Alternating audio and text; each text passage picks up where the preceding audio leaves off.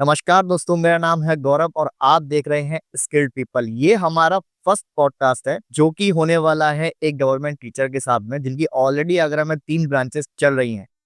पहली बात तो आप चैनल का नाम सुन के ही समझ गए होंगे, स्किल्ड पीपल, यानी कि यहाँ जो भी व्यक्ति आएगा पॉडकास्ट के लिए वो काफी होनहार होगा और काफी स्किल्ड होगा, यानी कि उसके पास में अचीवमेंट्स की कोई कमी नहीं होगी। तो आप इसी चीज से अंदाजा लगा सकते हो कि जब आप हमारे पॉडकास्ट को देखोगे तो आपको किस लेवल की नॉलेज देखने को मिल सकती है। तो मैं इंट्रोड्यूस कराना चाहूंगा हमारे फर्स्ट गेस्ट से, जो कि हैं हेमराज शर्मा। तो आप स्वागत कीजिए हेमराज शर्मा का। तो हेमराज शर्मा जी, कैसे हैं आप? मैं एकदम बढ़िया। आप बताइए, आप कैसे हैं? मैं भी बढ़िया। आप थोड़ा-सा बच्चों को ये बताइए कि आपकी जो जर्नी है टीचर बनने तक की, वो कैसे स्टार्ट हुई? मेरा 10th और 12th का एजुकेशन सीबीएसई बोर्ड से हम लोगों ने कंप्लीट किया और जैसे हमारा 12th हुआ हमने उसी के बाद से अपना पढ़ाना स्टार्ट कर दिया। मेरे को लगता था कि मैं अगर अपनी पढ़ाई के साथ-साथ पढ़ाऊँगा तो जो ग्रामीण परिवेश से बच्चे आते हैं, जिनको एक अच्छे कंटेंट की ज़रूरत होती है, जो गाँव में काफ़ी टीचर्स नहीं दे पाते हैं, तो वो चीज़ हम शहर से सीख कर के आए और हमने उनको सिखाना शुरू किया और हम लोग 22 नवंबर 2016 से अपना कोचिंग रन कर रहे हैं और तभी से सब ठीक चल रहा है। तो ऑलमोस्ट अगर देखा जाए 2016 से आप पढ़ा रहे हो बच्चों को हुँ। और आज चल रही है 2025 जो कि जी। एंड होने वाली है। हाँ। तो आपको ऑलमोस्ट 9 साल हो गए। हाँ, इस 22 नवंबर को हम लोग 9 इयर्स कंप्लीट करने वाले हैं। चलो, ये तो काफ़ी अच्छी बात है, कांग्रेचुलेशंस कि आपके 9 साल जो है कंप्लीट होने वाले हैं। तो ऐसी कौन-सी चीज़ है जो आपको इंस्पायर करती है कि आपको बच्चों को पढ़ाना चाहिए? जो ग्रामीण परिवेश में जितने भी परिवार रहते हैं, वो एक ऐसी नौकरी चाहते हैं जिसमें एक स्टेबिलिटी हो। यानी कि वो अपना सेक्टर नहीं चेंज करना चाहते। कभी आज किसी सेक्टर में है, कल किसी और सेक्टर में है, वो एक संघर्ष नहीं कर सकते।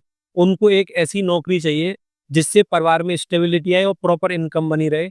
यानी एक सरकारी नौकरी लगने के बाद एक परिवार 70 से 80 वर्ष तक के लिए एकदम सुरक्षित रहता है और यही चीज़ मेरे को इंस्पायर करती है और मैंने ऐसे काफ़ी परिवारों को बनाया है और मुझे लगता है कि मैं ये वाला काम प्रॉपर तरीके से कर रहा हूँ और आगे भी करता रहूँगा। ये तो बहुत अच्छी बात है।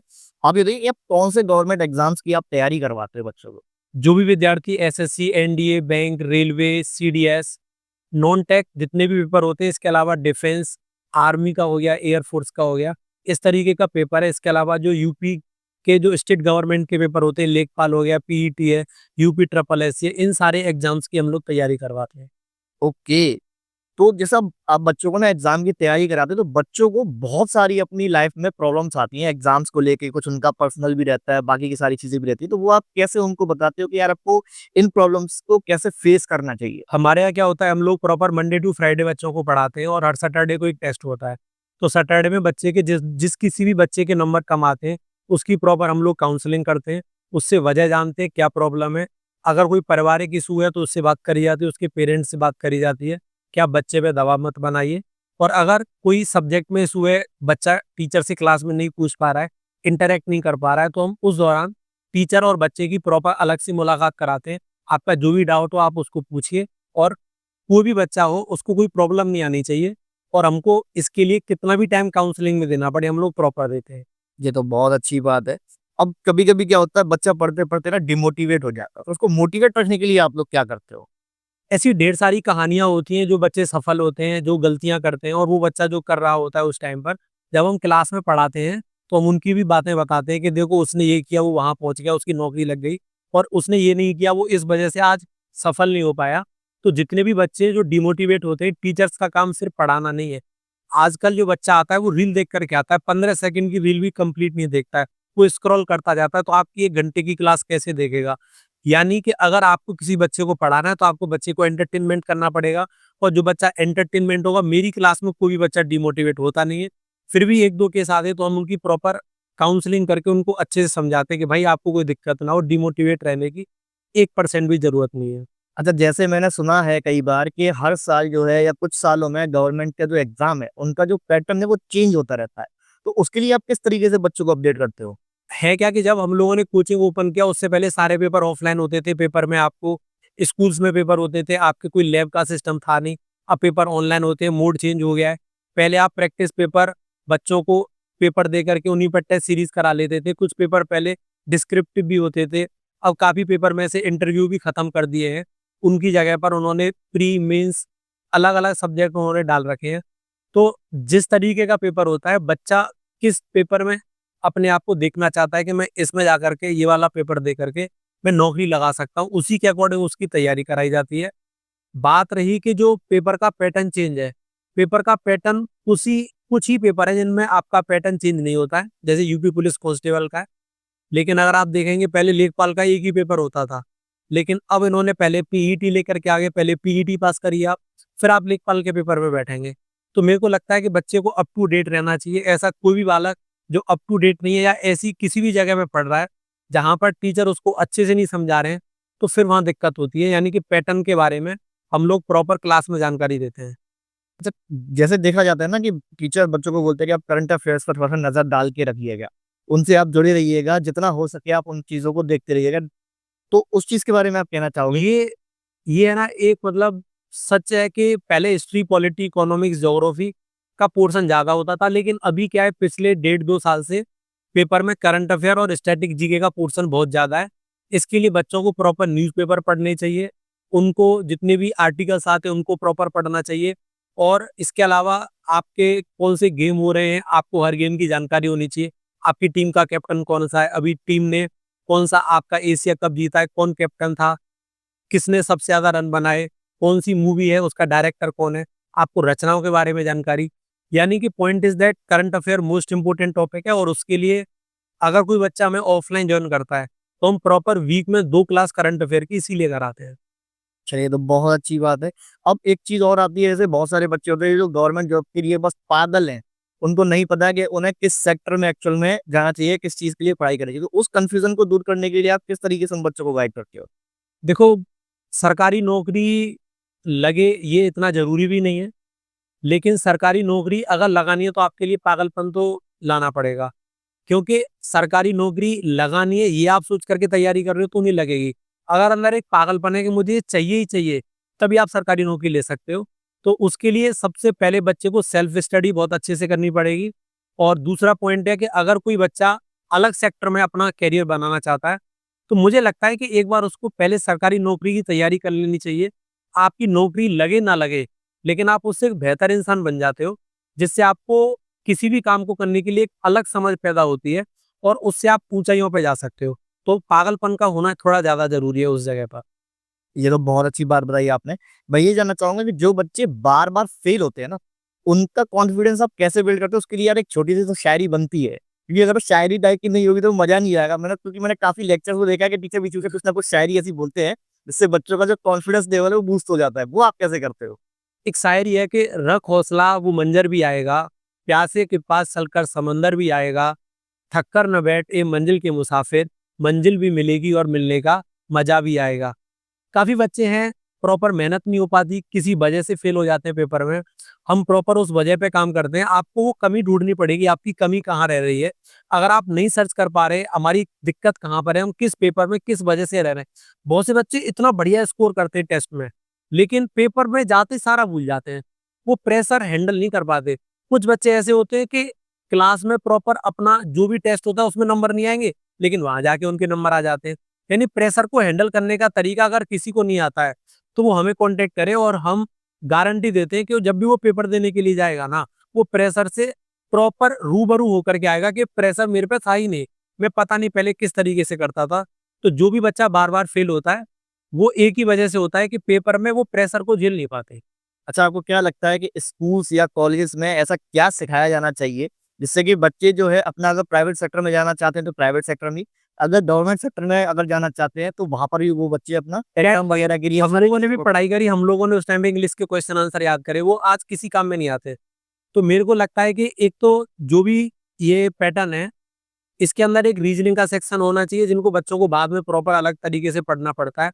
बीच बीच में ये भी पता होना चाहिए कि करंट अफेयर हमारे देश में क्या चल रहा है, ये पोर्शन। लेकिन सबसे मेन पोर्शन है जो दुनिया टेक्निकल मोड पर जा रही है। यानी कि बच्चा 12th करके निकल रहा है और उस बच्चे को एक एप्लीकेशन बनाना तक नहीं आता है, उस बच्चे को एक वेबसाइट के बारे में कोई जानकारी नहीं, वेबसाइट कैसे बनती है। बच्चे के लिए क्या है, कंप्यूटर सिखा दिया, बेसिक जानकारी, ये माउस होता है, ये मॉनिटर होता है, ये CPU. It is not enough according to that time. मुझे लगता है कि अगर किसी बच्चे को इस टाइम पे स्कूल में एजुकेशन कराई जा रही है, स्पोर्ट्स फैसिलिटी काफी स्कूल लेकर के आ रहे हैं, लेकिन अभी आईसीएसई बोर्ड एक्टिव है इस चीज के लिए, सीबीएसई बोर्ड और हमारा स्टेट बोर्ड, वो आते हैं, बच्चों से फीस लेते हैं, प्रॉपर पढ़ाते हैं, लेकिन मुझे लगता है एक तो उनको स्पोर्ट्स एक्टिविटी ऐड करनी चाहिए, और जितने भी इस तरीके के प्लेटफॉर्म है कि आपको फेसबुक अकाउंट किसी का कैसे मैनेज करना है, इंस्टाग्राम कैसे मैनेज करना है, कोई अगर कमी है तो आप उसको कैसे ढूंढ सकते हैं वहां पर। अगर घर में आपका कोई अकाउंट हैक कर रहा है, आपको कोई फर्जी लिंक भेज रहा है, और बच्चे गेम खेलते टाइम पे उन सारे पैसों को उड़ा दे रहे हैं जो आपकी मेहनत की कमाई है, तो मुझे लगता है इन सारी चीजों की जानकारी क्लास में देना बहुत जरूरी है। क्योंकि स्कूल वाले क्या करते हैं, बच्चों को बोल देंगे आप ये वाला ऐप डाउनलोड कर लो और इस पर हम आपकी क्लास करवाएंगे। मैं तो सारे के सारे स्कूल के ऑनर से ये वाली बात कहना चाहता हूँ कि आप अपने स्कूल का प्रॉपर एक अलग एप्लीकेशन बनवाइए और उस एप्लीकेशन पर अपनी ऑनलाइन क्लास कराइए। ये नहीं कि आप जूम ऐप डाउनलोड कर लो या ये वाला आप ऐप डाउनलोड कर लीजिए, इस पर सारे आप फ्री की जुगाड़ देख रहे हो।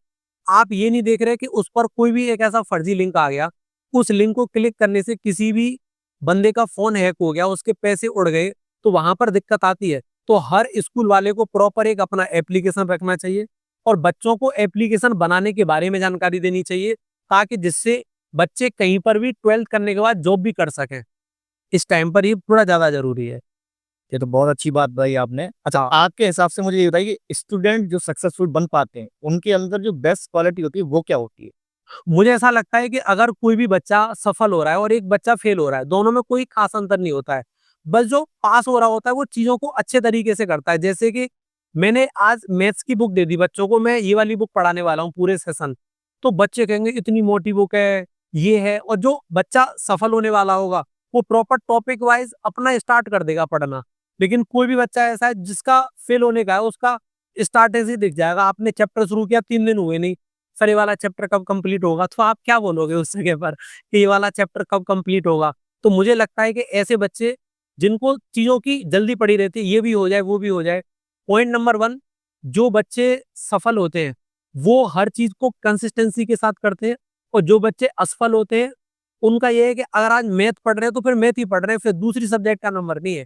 आप जो भी पढ़े, हर सब्जेक्ट को डेली पढ़ें, चाहे आप आधा आधा घंटा टाइम दीजिए, लेकिन प्रॉपर हर सब्जेक्ट को प्रॉपर टाइम दीजिए। आप कभी भी असफल नहीं हो सकते। दोनों में ये फर्क होता है। ये तो बहुत अच्छी बात है। आप ये बताइए, अगर बच्चे को टाइम मैनेजमेंट अगर करना हो तो उसके लिए आप क्या एक एक्सपेरिएंट को एडवाइस देना चाहो? टाइम मैनेजमेंट के लिए कोई भी विद्यार्थी अगर सरकारी नौकरी की तैयारी कर रहा है, पहले तो उसको प्रॉपर 8 घंटे नींद लेनी चाहिए। और अगर आप ऑफलाइन पढ़ाई कर रहे हो तो आप प्रॉपर अपने 4 घंटे पढ़िए, 8 और 4 आपके 12 घंटे हो गए। आप 2 3 4 घंटे दोस्तों के साथ, परिवार के साथ बिता सकते हो। फिर बाकी के टाइम आप सिर्फ सेल्फ स्टडी करिए, क्योंकि सफलता का कोई शॉर्टकट होता नहीं है, और आप एक अच्छी नौकरी चाहते हो तो उसके लिए मेहनत तो आपको करनी पड़ेगी। अच्छा, बच्चा जो है जब एजुकेशन लाइन में उतर रहा है या पढ़ रहा है या कुछ भी वो कर रहा है, किसी चीज़ की प्रिपरेशन कर रहा है, तो उसके सामने बहुत सारे ऑप्शन होते हैं। वो कई तरीके से जुगाड़ लगाता है। एक तो वो हार्ड वर्क करता है और एक स्मार्ट वर्क करता है। तो आपके अकॉर्डिंग किस तरीके से चलना चाहिए? बच्चे को कंप्लीटली ऑफलाइन पे फोकस करना चाहिए या बच्चे को ऑनलाइन प्लेटफॉर्म्स की भी थोड़ी बहुत हेल्प लेते रहनी चाहिए? ये डिपेंड करता है कि आप तैयारी बच्चे को किस चीज की करवा रहे हैं।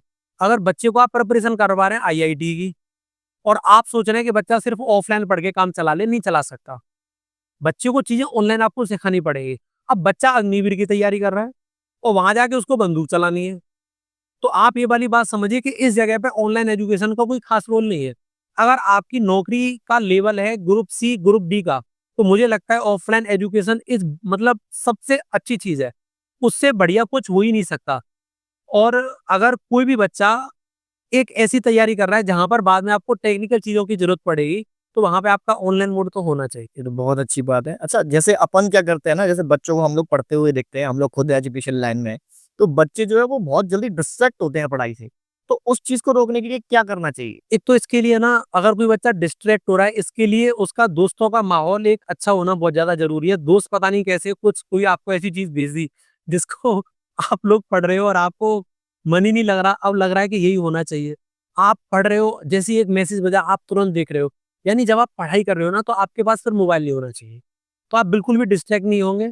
और अगर फिर भी किसी को लगता है, तो मैं कहता हूँ इस उम्र पर जो आप 18 से 22 साल के बीच में तैयारी करते हो, आप प्रॉपर 1 घंटा जिम जाइए, आधा घंटा मंदिर में या जो भी आपका धर्म है उसके अकॉर्डिंग आप जहाँ जाना चाहते हो वहाँ बिताइए, और शांति से आइए और आराम से बैठ करके पढ़िए और सिर्फ सोइए। आपके 1 2 दोस्त हैं उनसे बात करिए, कोई दिक्कत नहीं। लेकिन अगर कोई भी बच्चा डिस्ट्रैक्ट हो रहा है, तो उसके लिए आपकी सोसाइटी का थोड़ा सा अच्छा होना जरूरी है। अगर आपकी दोस्तों में है कोई ऐसा कमीना दोस्त जो आपको जैसे ही लग रहा है कि पेपर आ रहा है और आपको कोई भी ऐसी चीज़ सेंड कर रहा है जिससे आपको डिस्ट्रैक्शन हो रहा है और आपको लग रहा है कि अब क्या किया जाए, अब क्या किया जाए? जब आप फिर आलतू-फालतू चीज़ें देखते हो तो फिर वहाँ से चीज़ें बेकार हो जाती हैं। तो मुझे लगता है कि आप लोगों को ऐसे दोस्तों से दूर रहना चाहिए। अभी जैसे पता है हमारे साथ में एक रिसेंटली केस हुआ कि एक बच्चे से हमारी काउंसलिंग की बात चल रही थी, बच्चा काउंसलिंग के लिए भी आया। हाँ, उस बच्चे का कहना ये था कि मुझे आधी चीज़ तो आती है, हाँ। मैं आपको पेमेंट दे रहा हूँ, आप मुझे नौकरी दो। इस बारे में आपका क्या ख़्याल है? क्या उसको सेल्फ स्टडी करनी चाहिए इसके बाद में या फिर वो कोचिंग में आके उसको आगे की स्टडीज़ को कंटिन्यू करना चाहिए? देखो, सेल्फ स्टडी से भी काम नहीं चलता सिर्फ। अगर बच्चा बहुत अच्छा है पढ़ने में, अब पता नहीं उसके परसेंटेज कैसे हैं, किस तरीके के मार्क्स हैं, लेकिन जिस तरीके से मैं आपके कहने से समझ पा रहा हूँ, तो मुझे लगता है उस लड़के को तो कोचिंग आना चाहिए। मेरा क्वेश्चन एक्चुअली दूसरा था कि वो ये कह रहा था हमसे कि मैं आपको पैसे दे रहा हूँ, आप मुझे नौकरी दो। इस बारे में आप क्या बोलना चाहोगे? अच्छा, वो नौकरी किस तरीके की माँग रहा था आपसे? आईटी सेक्टर में। नहीं, आपको ऐसे तो नौकरी नहीं देनी चाहिए किसी को पैसे लेकर के। अगर उसमें हुनर है तो आप उसको तभी नौकरी दीजिए, कोई फ़ायदा नहीं है उसका। आपके हिसाब से जो सबसे इफ़ेक्टिव स्ट्रैटेजी क्या बनानी चाहिए बच्चे को अपनी पढ़ाई के लिए? अगर कोई भी बच्चा सिलेक्शन चाहता है पहले तो हम किसी भी जैसे मान लीजिए मैंने एसएससी सीजीएल का फॉर्म फिल किया, तो मैं ये देखूँगा कौन-कौन से सब्जेक्ट आ रहे हैं, कौन-कौन से टॉपिक आ रहे हैं। मैं उनको बुक में से आइडेंटिफ़ाई करूँगा, मुझे ये-ये पढ़ना है और पिछले 5 साल के जो भी प्रीवियस पेपर होते हैं आप उनको निकालिए और उनसे उन्हीं के अकॉर्डिंग आप पढ़ाई करिए। अगर आप नहीं कर पा रहे हो, तो आप एक्सपर्ट से मिल सकते हो, आपके जो भी नज़दीक हो। अगर फिर भी किसी को दिक्कत है, आप हमारे कोचिंग आकर के हम लोगों से बात कर सकते हो। अच्छा, रिवीजन कितनी बार करना चाहिए बच्चे को? रिवीजन तो मेरे को लगता है कि जब तक सिलेक्शन नहीं हो तब तक करते रहना चाहिए। बच्चे को ना कई बार पढ़ते-पढ़ते स्ट्रेस और एंग्ज़ायटी टाइप का भी फ़ील होता है। उस चीज़ को वो कैसे डील करें? मतलब वो होता नहीं है, वो बना लेते हैं कि घरवाले कुछ बोले ना सिलेक्शन नहीं हो रहा है, वो इस तरीके का मुँह लटका लेते हैं कि मेरे को बहुत दिक्कत है ये, यानी इस उम्र पे कहाँ होता है ये सब। अच्छा, जैसे आप जानते हैं कि हर एक जितना भी युवा है, वो Instagram, Facebook, Twitter and YouTube पता नहीं और भी बहुत सारे प्लेटफ़ॉर्म्स हैं। हाँ। वहाँ पे जा के वो अपना जितना भी मोटिवेशन होता है, उस सबको खर्च कर देता है, क्योंकि वहाँ वो रील स्क्रॉल कर रहा था। इसके बारे में आपका क्या ओपिनियन है? ये एक अलग तरीके की बीमारी है। जो भी बच्चा है ना, प्रॉपर तरीके से रील को स्क्रॉल कर रहा है। ऐसे समझ लीजिए अगर आपने किसी भी बच्चे को कुछ बोल दिया और आपने उसकी इंसल्ट कर दी, मतलब नॉर्मल तरीके से कुछ भी बोल दिया, मैं तेरे को ये नहीं कर रहा, वो आगे आप वो घर तक नहीं पहुंचेगा जब तक गाना लगा देगा कुछ भी कि भाई तेरा गुंडा से दब के यूं रह नहीं सकता। तो फिर मतलब इस चीज का क्या है लगाने का मतलब? मुझे लगता है कि ये चीजें उसको नहीं करनी चाहिए। आजकल की जनरेशन में बहुत ज्यादा दिक्कत आ गई है। कोई भी तुरंत सर्च करेगा सैड स्टेटस इन हिंदी, वहां से कॉपी करके तुरंत पेस्ट कर देगा अगर किसी ने उसको दुखी कर दिया है। अगर किसी के लिए उसको प्यार जताना है तो वो वहां से लेकर के आएगा, फिर वो कॉपी करेगा, फिर पेस्ट करेगा। और एक और बात है, इंस्टाग्राम पर अलग लगाएगा, फेसबुक पर अलग और आपका व्हाट्सएप पर अलग, अलग लगेगा। हर जगह पर प्रॉपर अलग अलग स्टोरी भी लगेगी, स्टोरी और बाकायदा वो केयर भी। हाँ, शेयर भी होगी ग्रुप्स में। तो ये बच्चों में दिक्कत है इस टाइम पे। अच्छा, जैसे क्या बहुत ज़्यादा क्या रहता है ना कि बहुत ज़्यादा ब्रिलियंट बच्चे तो नहीं होते हैं, किसी भी चीज़ की प्रिपरेशन गवर्नमेंट एग्ज़ाम अगर है उसकी प्रिपरेशन के लिए, तो क्या कोई एवरेज स्टूडेंट अगर जिसके 50% के आस-पास हो, वो प्रिपरेशन कर सकता है क्या? इस रिस्क को लेना चाहेगा वो? मैं क्या आपके अकॉर्डिंग उसको ये रिस्क लेना चाहिए? उसके मैं आपको क्या? मैं आपको सही बताऊं, जो सरकारी नौकरी में बच्चे लगते हैं ना, वो 50% के आसपास वाले ही लगते हैं। जिनकी परसेंटेज 75 से ऊपर आती है वो सरकारी नौकरी में लग ही नहीं पाते हैं। ये मतलब बहुत चौंकाने वाला डाटा है, क्योंकि 75% वाले को लगता है कि मैं बहुत इंटेलिजेंट हूँ, क्लास में वो अलग ही पोजीशन में बैठा होगा। वो टीचर को सीरियस, हाँ, वो मतलब अपने आप को समझता है कि मैं हूँ सबसे ऊपर इस क्लास में, सब बेकार हैं। और जो 50% वाला होता है उसको लगता है मुझे कुछ आता ही नहीं है, मुझे ये भी पढ़ना है, मुझे वो भी पढ़ना है, मुझे घर से भी काम करके लाना है। तो वो बच्चा उससे आगे निकल जाता है। यानी जो भी लड़का कंसिस्टेंसी के साथ मेहनत कर सकता है, फिर चाहे आपकी कंपार्टमेंट क्यों नहीं आई हो, चाहे आप फेल क्यों नहीं हुए हो, तो फिर वो चीज मैटर नहीं करती उस जगह पर। 12th तक आपके कितने परसेंट है, आपकी कंपार्टमेंट से 12th पास हुई हो, आप तब भी सरकारी नौकरी लगा सकते हो। बस आपको टीचर अच्छे मिल जाए। ये तो बहुत अच्छी बात बताई। अच्छा, एक्चुअल में क्या गुरु का इतना योगदान होता है या फिर वो सिर्फ़ ऑनलाइन पढ़ के कर सकते हैं एग्ज़ाम क्रैक? नहीं, गुरु का योगदान होता है और गुरु आपको ये समझ लीजिए कि अगर आप गुरु के सामने हो, जैसे आप ऑनलाइन पढ़ रहे हो अगर किसी से भी, तो ऑनलाइन में टीचर आपको थप्पड़ नहीं मार सकता, आपको नींद आ रही है तो आप टीचर को बंद कर दोगे, चुप हो जाए बिल्कुल, आवाज साइलेंट कर दो, किसी का मैसेज आ जाएगा आप उधर पहुंच जाओगे। लेकिन ऑफलाइन में तो अगर आप टॉयलेट भी करने जाओगे तो पहली बात तो हिम्मत ही नहीं होगी, टीचर अगर स्ट्रिक्ट है, सामने देखेंगे तुरंत नीचे टॉयलेट गायब आपकी। तो आप तो ऑफलाइन का एक अलग मजा है, ऑनलाइन का अलग मजा है, गुरु का योगदान होता है। अच्छा, जैसे कई लोगों के दिमाग में एक क्वेश्चन निकल के आता है, यार हम लोग गवर्नमेंट एग्जाम की तैयारी करने वाले हैं, तो मुझे इंग्लिश नहीं आती, तो क्या इंग्लिश आना इतना ज़रूरी है? नहीं, बिल्कुल भी ज़रूरी नहीं है। आपको ज़रूरी नहीं है कि इंग्लिश आपको बोलनी आती हो।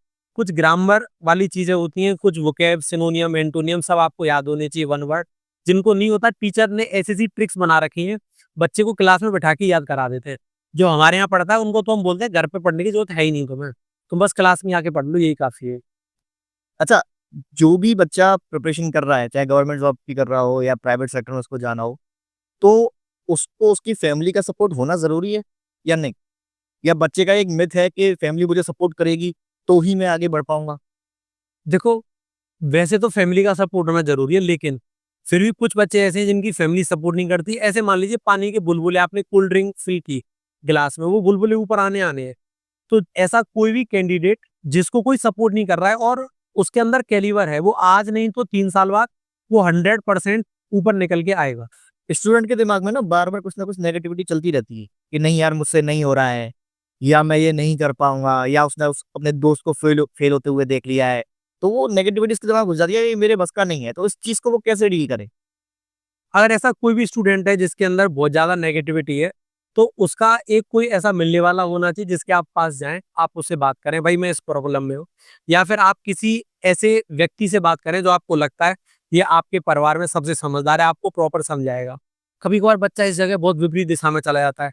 वो कह रहा है पापा मेरा मन नहीं लग रहा, और पापा जैसे-तैसे करके पैसे लेके आ रहे हैं उसको पढ़ाने के लिए। तो फिर फैमिली प्रेशर बनाती है, सिलेक्शन कैसे लेके आओगे, ये है, वो है। तो जो भी आपको उस टाइम पे समझदार लगे आप उससे बात करिए, ये सबसे बेहतर है। अच्छा, एक अच्छे व्यक्ति के अंदर या एक अच्छे स्टूडेंट के अंदर किस तरीके की हॉबीज़ होना ज़रूरी है? अगर कोई अच्छा स्टूडेंट है तो सबसे पहले आपके अंदर एक अनुशासन होना चाहिए। अगर आपके अंदर अनुशासन है तो आप बहुत आगे बढ़ सकते हो। पॉइंट नंबर 2, आपके अंदर कंसिस्टेंसी करने की आदत होगी, यानी आप लगातार मेहनत करते हैं, बिना ब्रेक के मेहनत करते हैं। लेकिन जो मेन चीज़ है कि अगर आप सिलेक्शन ले जाते हैं, आपको उसके बाद डिपार्ट में भी बड़े अच्छे से काम करना है। वहाँ जाके भ्रष्ट नहीं होना है। किसी ने 5 लाख रुपए दिए, आपने कहा काम हो जाएगा, ये नहीं होना चाहिए। आप स्टार्टिंग में अच्छे हो, आप एंड तक भी अच्छे रहो। अच्छा, जैसे आजकल हम देख रहे हैं कि जितने भी गवर्नमेंट सेक्टर में लोग काम कर रहे हैं, तो जितना भी यूथ वहाँ जा रहा है, तो वो रील बना-बना के डाल रहा है। एक्चुअल में क्या फ़र्क है रियल लाइफ़ में और रील लाइफ़ जो वो दिखा रहे हैं, उन दोनों में कितना फ़र्क है? बहुत फ़र्क है। अगर आपने रील बनानी स्टार्ट कर दी और आपके 2 लाख फॉलोवर हैं और आपको ज़रूरत पड़ रही है ₹10 लेने की, कोई उनमें से दे नहीं रहा। आपका रियल का एक अच्छा-सा दोस्त है ना, तो वो उन सब लोगों से बेहतर है। और मुझे लगता है कि ये जो बाकी के रील बना-बना के डाल रहे हैं, ये अब तो ख़ैर गवर्नमेंट ने इन लोगों पे बैन लगा दिया है। काफ़ी ऑफ़िसर्स भी सस्पेंड हुए हैं, सबको क्लियर बोल दिया है, कोई भी पुलिस वाला रील नहीं बनाएगा, साफ़ निर्देश है किसी को। अब बैन कर रखा है इन लोगों को। अच्छा, कंप्यूटर फंडामेंटल जो है, बच्चों के लिए कितना ज़रूरी है जो भी गवर्नमेंट जॉब की प्रिपरेशन कर रहा है? और किन-किन सेक्टर वालों को एक्चुअल में गवर्नमेंट जॉब के लिए अब ये जैसे कंप्यूटर फंडामेंटल मैं आपको बताऊँ, सीजीएल का पेपर होता है मेंस का, अभी मेंस में कंप्यूटर आता है। और आपका दिल्ली पुलिस का पेपर है, 10 क्वेश्चन उसमें भी कंप्यूटर के हैं। और अब आगे आने वाले टाइम में जिस तरीके से मैथ का रोल है, कंप्यूटर का होने वाला है। क्योंकि अब जितने भी पुलिस वाले हैं, आप फ़ोटो खींच रहे हैं, आपको फ़ोटो अपलोड करना आना चाहिए। आगे पता नहीं किस-किस टेक्नोलॉजी के फ़ोन आएँगे, आपको कंप्यूटर आना चाहिए। और अभी तो ये प्रॉपर भर्ती करते हैं कंप्यूटर ऑपरेटर की। लेकिन आगे जैसे कुछ पेपर और उनमें ट्रिपल सी का सर्टिफ़िकेट लग रहा है। इसका मतलब है कि आपको कंप्यूटर आता है। यानी कि अगर कोई भी वैकेंसी आगे के आने वाले टाइम में 8-10 साल बाद आएगी, उसमें कंप्यूटर मैंडेटरी होगा। कंप्यूटर नहीं आता, फॉर्म मत भरिए। अच्छा, कंप्यूटर फंडामेंटल के साथ में जैसे कुछ कोचिंग जो है हमारी खुद की कोचिंग जो है इंटरव्यू की तैयारी भी कराती है। तो वो चीज़ भी होनी चाहिए, सारी कोचिंग्स को करना चाहिए, या फिर खाली कंप्यूटर फंडामेंटल बच्चे को सिखाओ और उतना इनफ रहता है? बहुत से कोचिंग वाले सिर्फ मतलब 3 दिन की क्लास लगाते हैं कंप्यूटर की बस, और बोलते हैं इसमें से फँसेगा, और फँसता कुछ है नहीं उसमें से। तो मुझे लगता है कि सिर्फ पढ़ाने से कुछ नहीं होता, प्रॉपर उनके इंटरव्यू होने चाहिए। होने चाहिए ना? हाँ, होने चाहिए और प्रॉपर। पर्सनैलिटी डेवलपमेंट की क्लासेस वगैरह क्या सीन रहता है? अरे ये बहुत इंपॉर्टेंट है, अगर आप बैंक पीओ का फॉर्म भर रहे हो, आईबीपीएस क्लर्क का फॉर्म भर रहे हो, तो इट इज़ मोस्ट इम्पोर्टेंट। चलिए, ये तो बहुत अच्छी बात बताई आपने। अच्छा, एक लाइन में बता सकते हो कि क्या सक्सेस मंत्रा होता है इस चीज़ का? मेरे को लगता है कि सिर्फ हार्ड वर्क नहीं, आपको स्मार्ट वर्क भी करना पड़ेगा। इसमें मुझे ये जानना है कि जैसे कुछ लोग कहते हैं कि यार उसका तो लक बहुत अच्छा था, तो उसकी सरकारी नौकरी लग गई। तो वो चीज़ को आप किस तरीके से देखते हो? क्या एक्चुअल में लक काम करता है? अब लक का क्या है कि लक कहीं पे भी काम नहीं करता है। आपको मेहनत करने की आनी चाहिए। अब आपको 1 से लेके 150 तक ओएमआर में एबीसीडी तक फिल करने हैं सर्कल। आप भर के देख लीजिए आपका लक कितना काम करेगा, कट ऑफ पे पहुँच ही नहीं पाओगे आप। आपको मेहनत तो करनी पड़ेगी। अच्छा, अगर आपसे कोई स्टूडेंट पहली बार मिल रहा हो, हाँ, आप उसको क्या एडवाइस दोगे? अब किस सिलसिले में मिल रहा है वो? अपनी शादी की समझ को लेकर के या वो पढ़ाई वो एजुकेशन की समस्या को लेके ही मिल रहा है, वो आपसे पहली बार मिल रहा है, उसको नहीं सबसे पहले हम समझ है, सबसे तो फिर पहले आपने करना क्या है? सबसे पहले हमारे पास कोई बच्चा आता है, मुझसे पूछते हैं कि आप मेडिकली फिट हो? अगर वो फिट है तो इट मीन्स वो डिफेंस के पेपर दे सकता है। फिर हम उसकी हाइट चेक करते हैं कि ये वाला लड़का किस चीज़ के लिए ठीक है। अगर पता लग रहा हो उसकी हाइट 170 से ऊपर है तो हम बोलते हैं भाई दिल्ली पुलिस का पेपर है, आप ये वाला फॉर्म भरिए। अब वो ग्रेजुएट है या नहीं है, तो फिर ग्रेजुएट है तो सीपी भरवाते हैं। अगर कोई लड़के की हाइट भी नहीं है, मेडिकल में भी अनफिट है, तो एसएससी सीएचएसएल देने के लिए बोलते हैं। कोई लड़के का मैथ बहुत खराब है लेकिन पुलिस में जाने का सपना है, बोलते हैं राजस्थान पुलिस में मैथ नहीं आता, आप वहाँ जाके भरिए। यानी कुछ स्टेट ऐसे हैं जिनके अंदर जो सब्जेक्ट आती नहीं है वो आपकी वीक है, वो आपके लिए कितनी अच्छी बात है। यानी कि पॉइंट इज दैट कि बच्चा किस चीज में जाना पड़ता है, और बोले तो एक तरीके से अगर कोई भी बालक किस सेक्टर में जाना पड़ता है, और उसके लिए आप लोगों को ये देखना पड़ेगा कि इसकी हाइट, इसका मेडिकल, इसका वेट इसके लायक है या नहीं है। लड़के की हाइट है नहीं और उसने बोला पुलिस में जाना है, आपने फीस ले ली, आपने तैयारी करानी शुरू कर दी, तो कैसे करा दोगे? लगेगा ही नहीं वो कभी भी उसका। अच्छा, मेरी कुछ मतलब ये आखिरी कुछ सवाल होंगे हाँ, कि बच्चे को कौन सी एज से गवर्नमेंट जॉब की प्रिपरेशन करना स्टार्ट कर देना चाहिए? 17 ईयर्स। 17 ईयर से। एंड आखिरी जो सवाल है वो ये है कि कौन से स्टैंडर्ड में क्लास में उसको प्रिपरेशन स्टार्ट कर ही देनी चाहिए अगर उसको एक्चुअल में गवर्नमेंट सेक्टर में जाना है तो? एनडीए तो प्रॉपर 12th से करो, और अगर आप 12th पास कर ले तो फिर आप तुरंत कर दीजिए, साइड से ग्रेजुएशन चले और आप करिए 12th करने के बाद ही एग्जैक्ट। तो आई होप आप लोगों के जितने भी क्वेश्चंस होंगे वो सारे के सारे शॉर्ट हो गए होंगे। आज का हमारा पॉडकास्ट जो यहीं खत्म होता है। अगर आपके जो भी क्वेश्चंस हैं हम कोशिश करेंगे इसका पार्ट 2 भी लेके आएं, वो भी डिपेंड करेगा आपके जेन्युइन क्वेश्चंस के ऊपर। तो जितने भी आपके क्वेश्चंस हैं आप कमेंट बॉक्स में आके हमें क्वेश्चंस पूछ सकते हो, तो हम कोशिश करेंगे कि इसका नेक्स्ट पार्ट लेके आएं और जितने भी क्वेश्चंस की हम लिस्ट बनाएंगे वो सारे के सारे हम वापस इनसे पूछेंगे। तो मैं उम्मीद करता हूँ कि आपको हमारी ये जो वीडियो है या जो हमारा पॉडकास्ट है, जो हमारी कन्वर्सेशन हुई है एक बच्चे के लिए या एक उस स्टूडेंट के लिए जो कि गवर्नमेंट जॉब की तैयारी कर रहा है, उसको ये थोड़ा बहुत हेल्प करेगी। तो मिलते हैं अपने अगली वीडियो में, जब तक के लिए आप लोग अपना ख्याल रखिएगा। Bye bye.